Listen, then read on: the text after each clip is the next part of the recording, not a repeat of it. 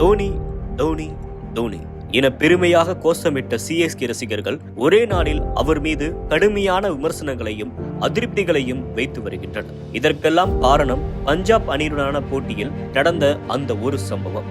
உண்மையில் தோனி செய்தது தவறுதானா? 19 ஓவர்களின் முடிவிலும் அணியின் ஸ்கோர் 149 ரன்களாக மட்டுமே இருந்ததால் கடைசி ஓவரின் ஒவ்வொரு பந்தையும் அடிக்க வேண்டிய கட்டாயம் இருந்தது. ஆனால் 3வது பந்தில் சிங்கிள் கிடைத்தும் தோனி ஓடாமல் நான் ஸ்ட்ரைக்கில் நின்ற வீரரை திரும்பி போகுமாறு அசால்ட்டாக கூறினார். ஆனால் இங்குதான் எதிரில் நின்றது டேரல் மிச்சல் என்ற அரக்கன் என்பதை தோனி மறந்துவிட்டார் போல. நியூசிலாந்து அணியின் மிடில் ஆர்டரில் வெறித்தனமான ஆட்டக்காரராக இருக்கும் அவர் தோனி இருக்கும் இடம் வரைக்கும் ஓடி வந்துவிட்டு மீண்டும் தனது கிரீஸுக்கே சென்று விட்டார். இது அவருக்கு ஏற்பட்ட பெரும் அவமானம் என ரசிகர்கள் அதிருப்தி தெரிவித்து வருகின்றனர். ஆனால் தோனி செய்தது உண்மையில் தவறில்லை என்றுதான் கூற வேண்டும்.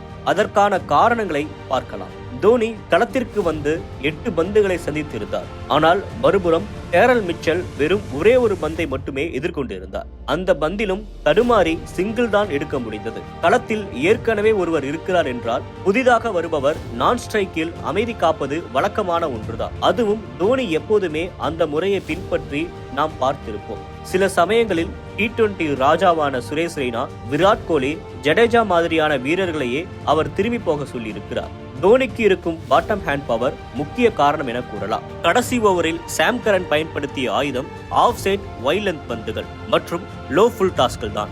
இது மாதிரியான பந்துகளை தான் ஹர்ஷித்தும் தொடர்ந்து வீசினார். இதனை ஒரு பேட்ஸ்மேன் எதிர்கொள்ள வேண்டும் என்றால் பாட்டம் ஹேண்ட் பவர் இருந்தால் மட்டுமே முடியும். இல்லையெனில் சுலபமாக கேட்ச் ஏறிவிடும். அந்த வகையில் தோனி அதற்கான தனி பயிற்சி எடுப்பவர் என்பது பலருக்கும் தெரியாது.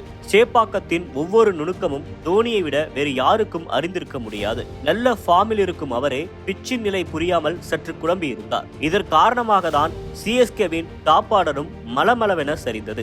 இப்படி இருக்கையில் அயல்நாட்டு வீரரான டேரல் மிச்சல் அடுத்த பந்தை எதிர்கொண்டு விக்கெட்டை இழந்தால் மேலும் பின்னடைவாகும். டேரல் மிச்சலுக்கு பிறகு பவுலர்கள் மட்டுமே பின்வரிசையில் உள்ளனர். ஒருவேளை அவர் அடுத்த பந்தை சந்தித்து விக்கெட்டை பறிகொடுத்திருந்தால் கடைசி 3 பந்துகளையும் தோனி சந்தித்திருக்க முடியாது. பவுலர்களை வைத்து மட்டுமே சாம் கரன் ஓவரை முடித்திருப்பார். இந்த காரணங்களுக்காக தான் எப்போதுமே தோனி கடைசி ஓவர்களில் மட்டும் முழுமையாக ஸ்ட்ரைக்கை எடுத்துக் கொள்கிறார். மற்ற சமயங்களில் மிகவும் பொறுமையாக விளையாடி ஏற்கனவே களத்தில் விளையாடி வரும் வீரர்களுக்கு ஸ்ட்ரைக் கொடுப்பதை நாம் அடிக்கடி பார்த்திருப்போம். நேற்றும் இதே போன்ற முயற்சிதான் நடந்தது. ஆனால் அதற்கடுத்த 3 பந்துகளில் ஒரு சிக்ஸர் வந்ததுதான் துரதிருஷ்டவசமாக விமர்சனங்களை உண்டாக்கி உள்ளது. ஒருவேளை 3 சிக்ஸர்கள் வந்திருந்தால் தோனி ஃபார் எ ரீசன் என வழக்கம் போல ரசிகர்கள் புகழ் பாடியிருப்பார்கள்.